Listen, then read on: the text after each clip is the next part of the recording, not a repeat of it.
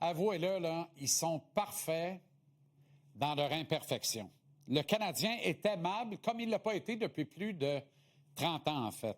On aime cette équipe, on aime son coach parce qu'ils apprennent, ils tombent et ils se relèvent sous nos yeux, conquis, émus. Il y a tellement d'erreurs qui se commettent dans le cours d'un match que des fois, je me demande s'ils ne font pas exprès de rendre des choses plus intéressantes. Le temps d'arrêt à la fin du match 4, avec du tableau, puis un sursaut, puis on délègue après coup Philippe Danault. Hier, comment on a pu oublier Brendan Gallagher sur le banc pendant 12 minutes en deuxième période, après qu'il ait scoré à l'aide d'un scraper à neige et non d'un hockey? Plus tard, mise en jeu, territoire offensif en troisième, avance de 3-2. Nick Suzuki est à 75 % de réussite. Hier soir, on lui préfère Danault, un centre défensif, alors qu'on est à 20 pieds de clouer le cercueil en gagnant la mise en jeu et en marquant le 4e but. Je pourrais continuer comme ça longtemps. Pas pour faire le procès du coach. Au contraire, ce soir, j'ai envie de vénérer Martin Saint-Louis. Il n'est pas parfait, mais comme il l'a dit hier après le match, j'apprends. Il le fait vite et il le fait bien. Qui peut lui reprocher de ne pas mettre tout son cœur dans le grand projet? Ses joueurs lui reconnaissent cet engagement non conditionnel. Ils le lui rendent très bien, malgré les erreurs. Les gars apprécient la vulnérabilité admise de Martin, vous puis moi aussi. Saint-Louis a devant lui un modèle extraordinaire.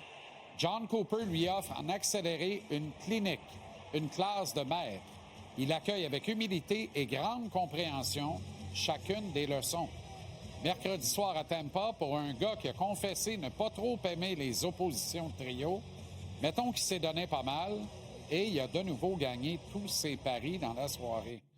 Au fond, le coach n'est pas très différent de ceux à qui il ressemble encore beaucoup, c'est-à-dire ses joueurs. Mike Matheson a joué près de 28 minutes dans ce match numéro 5, avec une grenade au lieu d'une rondelle.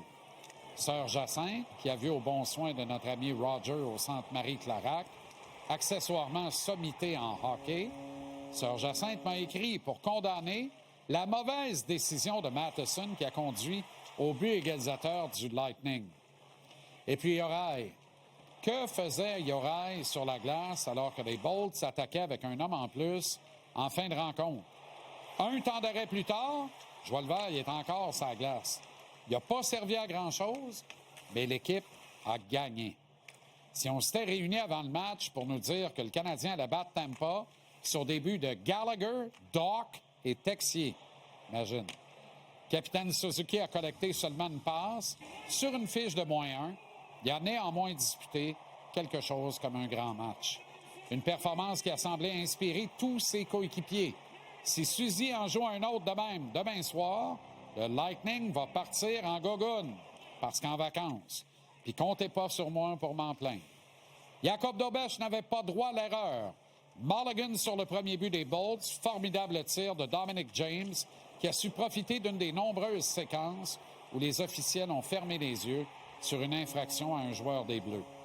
Le grand Jacob a cependant erré sur le deuxième but. À l'instar de ses coéquipiers et de son coach, Dobeš n'est pas parfait, mais pas loin. Au final, il en a stoppé 38 sur 40. Il a été étincelant et il mérite énormément de crédit pour cette cruciale victoire. Il n'y a pas de doute, le Canadien demeure en apprentissage. De les voir en avant 3-2 contre un club bourré de vétérans qui ont joué dans le film, qui savent comment, je vous le dis, c'est émouvant. De voir Martin Saint-Louis rivaliser d'égal à égal avec John Cooper, à qui il concède 150 matchs d'expérience derrière le banc en série. Wow! Avant la rencontre, Sœur Jacinthe m'écrivait « On ne doit pas l'échapper. Il faut que l'équipe soit prête à se sacrifier jusqu'à la fin. » Le verbe est merveilleusement bien choisi.